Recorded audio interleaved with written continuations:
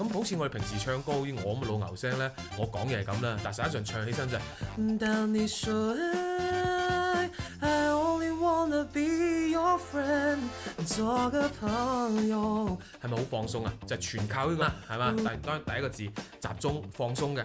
我只能永遠讀着對白，係咪就唔同晒啊？嗱，我覺得學唱歌咧最關鍵係咩咧？就係同開聲有關嘅，因為每個同學都覺得開聲好似開光咁樣嘅，就係開完之後你把聲就好聽嘅。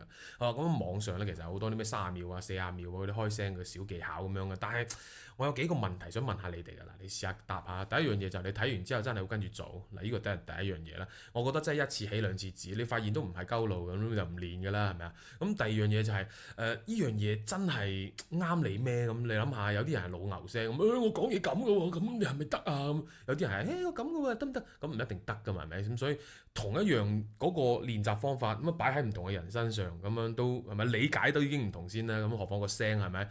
咁所以好可能咧，佢會消耗緊你嘅聲帶啊機能咁樣嘅，所以有啲人越練越差就咁嘅原因啦。咁第三樣嘢就係、其實我最關心嘅唔係去你練唔練得到唱歌呢樣嘢，就係、我反過嚟就係話驚咧呢啲練習咧會唔會傷害到你啊？因為每個人即係嗰個理解唔同啦，發力又唔同啦，習慣又唔同啦，好容易會有問題嘅。咁所以一個正確嘅一個開聲嘅一個思維咧係好關鍵嘅。所以跟住落嚟咧，希望你點個讚嚇，我努力啲講清楚少少。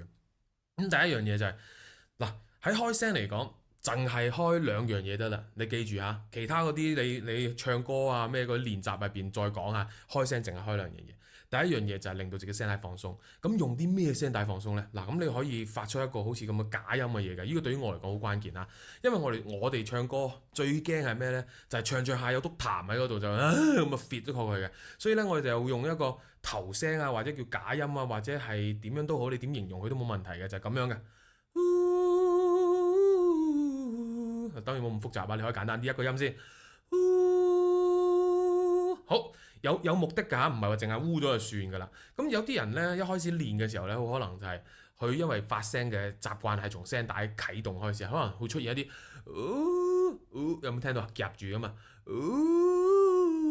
咁可能嗱，當你有呢一個夾住嘅感覺嘅時候咧，你就要加油練啦，一定要練到點咧？佢冇，即係唔可以有個，慢慢把佢練成點咧？